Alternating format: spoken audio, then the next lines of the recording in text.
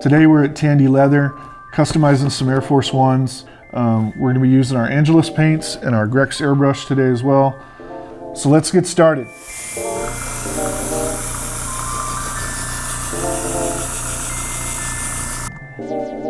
Of course, all Angelus colors.